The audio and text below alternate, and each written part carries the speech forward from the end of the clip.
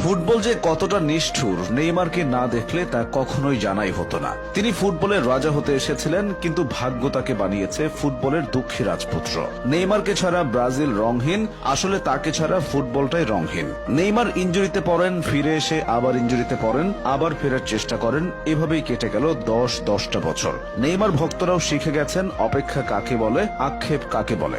Injury মুক্ত Neymar প্রতিপক্ষকে কি করতে পারেন তা সবারই জানা, কিন্তু প্রমাণের সুযোগই তো পান না। 2014 সাল ব্রাজিলের ঘরের মাঠে বিশ্বকাপ, হেক্সা জয়ের স্বপ্নে বিভোর ব্রাজিলের ভক্ত সমর্থকেরা। তাদের স্বপ্নের সারথি নেইমার, সব ঠিকঠাকই যাচ্ছিল।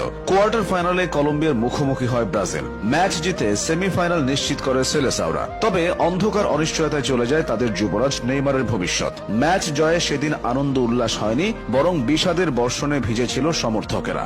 কলম্বিয়ান খেলোয়াড়ের করা এক অপ্রয়োজনীয় ট্যাকেলে শত কোটি সমর্থকদের হৃদয়ে রক্তক্ষরণ ঘটিয়ে স্ট্রেচারে করে মাঠ ছাড়েন নেইমার। মেরুদণ্ডে বড়সড় ক্ষতি হয়। তারপর থেকে বারে বারে ইনজুরিতে পড়েছেন, হারিয়েছেন স্বাভাবিক ছন্দ, জুটেছে অভিনেতা তকমা। রাজপুত্র থেকে রাজা হওয়া হলো না। নেইমার সম্ভবত বিশ্বের একমাত্র ফুটবলার যিনি কিনা টানা 3টা বিশ্বকাপ ইনজুরি নিয়ে খেলেছেন। 2014 বিশ্বকাপের ভয়াবহতা ভুলে 2018 সালের বিশ্বকাপে এসে আবারও দুঃসংবাদ পান নেইমার। এই বিশ্বকাপে তিনি পুরোপুরি ফিট ছিলেন না। তার উপর প্রতিপক্ষ খেলোয়াড়ের ট্যাকেলের পর বারবার মাঠে ড্রাইভ দেওয়া নিয়েও সমালোচনার শিকার হন। এরপর আসে কাতার বিশ্বকাপ, এবারও ইনজুরির হানা। তবুও ক্রোয়েশিয়ার বিপক্ষে নেইমার সেরাটা দিয়েছিলেন। বারবার প্রতিপক্ষের রক্ষণে ত্রাস ছড়িয়েছেন, গোলকিপারকে কাটিয়ে দুর্দান্ত গোলও করেন। তখন কে ভেবেছিল কয়েক মিনিট পরই আরো একটি দুঃখের গল্প রচিত হবে?